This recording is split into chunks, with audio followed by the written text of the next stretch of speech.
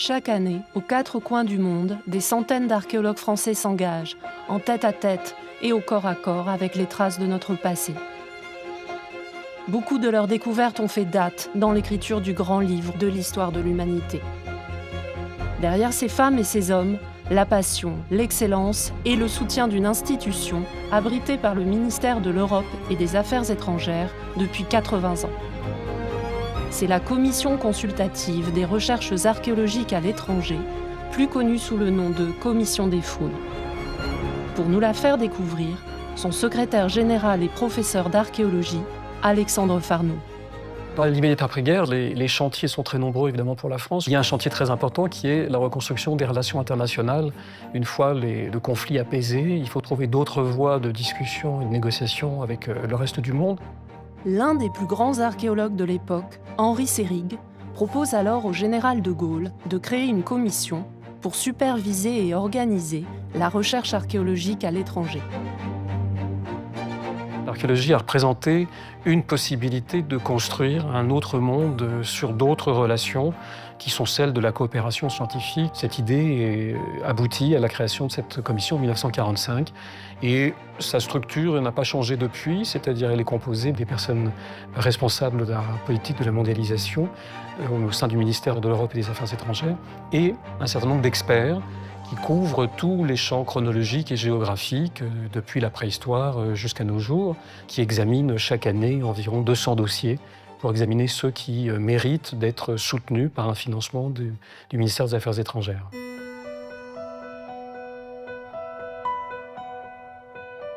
Et donc il y a une espèce de relation, un double bénéfice entre les archéologues et les diplomates. Il y a à la fois l'intérêt des archéologues de bénéficier d'un soutien partout à travers le monde en s'appuyant sur le réseau des postes diplomatiques. Et de l'autre côté, évidemment, ce réseau diplomatique aussi bénéficie des relations que les archéologues développent, puisque par le métier qu'ils exercent, ils sont amenés à rencontrer une très grande diversité de personnes dans les pays où ils sont installés pendant de longues années. Et donc un archéologue est en contact aussi bien avec le ministre de la Culture ou les autorités administratives du pays, mais aussi avec les populations avec lesquelles il partage la vie sur place. Ces missions, elles couvrent l'ensemble des continents, avec 5 sous-commissions, Europe, Maghreb, Afrique, Orient, Arabie, Amérique et Asie, Océanie. Donc on couvre la totalité du monde, depuis l'Alaska jusqu'à la Corée du Nord. C'est ce qui fait sa singularité par rapport à toutes les autres institutions qui peuvent s'occuper d'archéologie française à l'étranger. Elle reçoit chaque année entre 190 et 200 dossiers de demande de financement. Et elle ne peut en financer que 150, 160 environ. Donc elle doit examiner l'ensemble de ces dossiers, les classer. Et ces critères sont très précis. C'est d'abord évidemment une excellence scientifique. Alors les équipes que les archéologues emmènent sur le terrain sont des équipes extrêmement variées, avec des compétences qui sont rassemblées, qui vont couvrir les sciences humaines, les sciences sociales, les sciences érudites liées aux civilisations qu'ils étudient, mais aussi les sciences de la nature. Il nous faut des spécialistes de la technologie, qui vont être des spécialistes de l'analyse des matériaux en tant que tels. Il nous faut aujourd'hui des biologistes qui vont nous aider à faire des analyses d'ADN. Il nous faut des spécialistes d'archéothanatologie, de paléo-environnementalistes, de géomorphologues. Il faut non seulement maîtriser la langue française, mais il faut maîtriser les langues documentaires et la langue du pays dans lequel on travaille. Il faut vraiment être attaché au terrain. C'est encore très costaud, c'est solide comme tout. Encore une superbe salle ici, mais un peu pleine d'eau.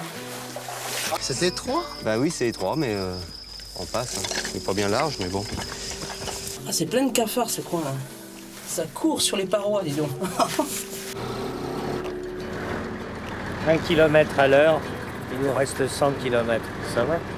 Il faut constamment veiller à préparer la relève, c'est-à-dire qu'il faut former des étudiants, dans toutes ces spécialités. La difficulté, c'est que ces jeunes chercheurs, il faut leur donner des postes pour qu'ils puissent évidemment faire une carrière dans le domaine. Or, aujourd'hui, une partie de ces jeunes chercheurs qui prennent en charge des missions se trouvent sur des postes précaires à durée limitée. Et donc, nous n'avons aucune visibilité sur l'avenir. Si la France ne peut pas présenter de spécialistes réputés, bien formés, compétents, ça veut dire que c'est un autre pays qui ira faire cette recherche. Donc, ça met en péril des pans de coopération dans lesquels, jusqu'à présent, la France était très présente. Fruit de cette excellence, les découvertes des missions soutenues par la Commission des fouilles repoussent toujours plus loin la connaissance des civilisations du passé et nous donnent à voir des mondes disparus. Mais à côté de ça, évidemment, il y a des découvertes qui sont beaucoup moins spectaculaires, mais qui sont pour nous très, très importantes. Découvertes de traces de culture dans le désert à des époques où on ne les attendait pas, découvertes de traces d'épinards en plein désert, qui peuvent paraître des découvertes extrêmement mineures, mais ça veut dire qu'un autre monde est possible. Et c'est ça qui nous intéresse, c'est ces différentes échelles de découvertes qui pour nous sont très riches d'enseignements pour la suite. And these carbonized seeds, they are 5,000 years old, and they will tell us a lot about the field, if it was irrigated or if it was how it was worked, the field, how they cut the crops and so on. This is a great opportunity for me to work with a foreign mission, which is, very rare in Pakistan to work with a mission like this. Nous demandons à ce que toutes les missions assurent des missions de formation. Nous sommes très attentifs à ce que le travail qui est développé sur place soit un travail partagé avec les collègues des pays qui nous accueillent. Très souvent, ces missions sont des chantiers écoles qui accueillent des étudiants du pays et qui accueillent des étudiants français et d'autres nationalités, en sorte que ces équipes sont une sorte de mini-universités dans lesquelles les étudiants vont passer 1 mois, 2 mois, tous ensemble, à apprendre les métiers de l'archéologie.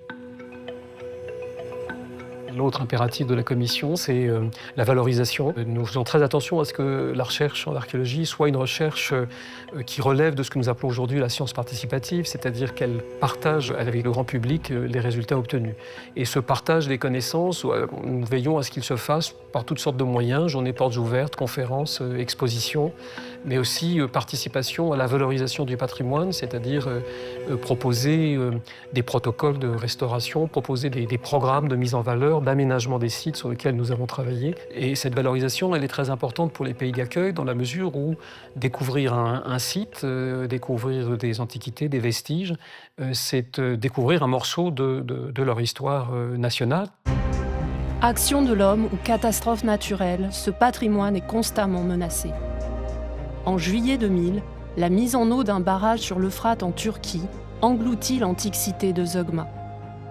Juste avant, une équipe d'archéologues soutenue par la Commission des fouilles a découvert et sauvé 1000 mètres carrés de fresques murales et de mosaïques.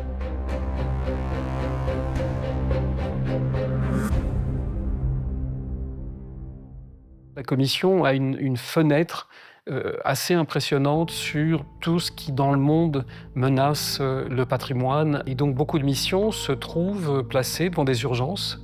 Il s'agit d'aider un pays à sauvegarder quelque chose qui a été détruit, qui est détruit, qui va être détruit. Et les missions françaises sont capables de développer tout un savoir-faire, des équipes, en un temps très rapide. On a en effet souvent l'habitude de dire que les archéologues sont les derniers à partir et les premiers à revenir. Et c'est le cas dans plein de pays en crise. Le MEE assure d'abord la sécurité des personnes en suivant les avis qui sont donnés par la commission de sécurité, qui fait que les personnels sont évacués. Il faut savoir que même quand la présence physique n'est plus possible, les archéologues trouvent les moyens de garder le contact avec leurs collègues.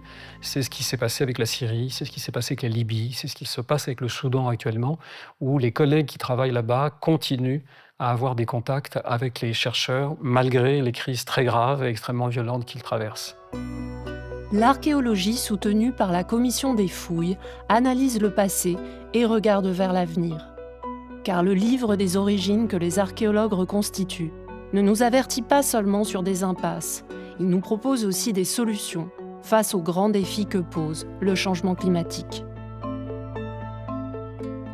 Au Brésil, les équipes de la mission Sambakis Amazonia fournissent ainsi des données datant du Paléolithique pour comprendre l'évolution de la biodiversité et les moyens de la protéger.